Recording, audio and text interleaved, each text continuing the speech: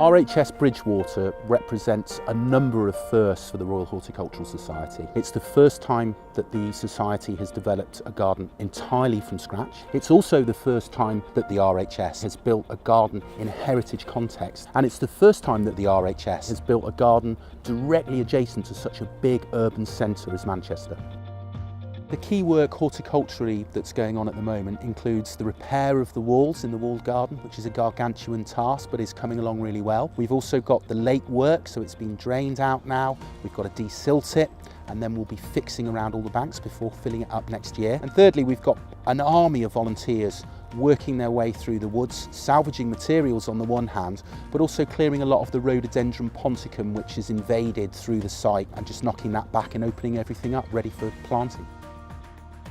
So a big part of our objectives here is to try and inspire the next generation to want to garden themselves or even to work in horticulture in future.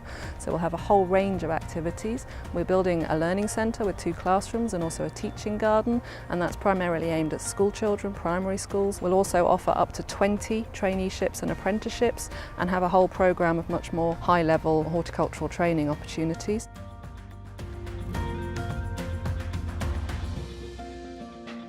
We've got less and less young people coming into the industry. So from my perspective, it's really important to get young people involved in this sort of projects. They realise, well, you can do this for a living. You know, I didn't know at 15 that you could come and be a gardener, be a curator, be a tree surgeon. The young people we've been working with this morning are already saying, when can I do an apprenticeship? They're really excited about the project. They're really interested that something like this is happening in Salford. I would recommend the programme Bridgewater to my friends because it's really great, active, you can learn new things. We fed the pigs today and looked after them, which has been really fun. I've enjoyed that. I'd definitely come back when NCS is finished, maybe everything they're doing here is good. We've never had a garden in Salford before. It's just like a getaway. It's been good fun. I've met lots of new people.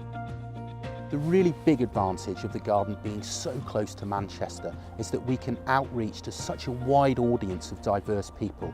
There's a huge appetite for gardening, and this new garden will help fill that void. The local community are already super involved. The other area of support that we really still need is funding support. We've got a significant contribution from Salford Council, from a couple of other major donors, but we've still got a way to go if we are to build things like the Welcome Building with the Learning Centre that I've mentioned, also contributions towards the woodland, to the wider horticulture. All of that will take significant funding if we are to open in 2020 as we're hoping. We are still looking to fundraise for the wider estate and some of the exciting projects that we've got in the pipeline for the future. And there really is nothing like this in this area, and therefore we hope that this will be an inspiration for young people, for old people, a place for people to come together for generations to come.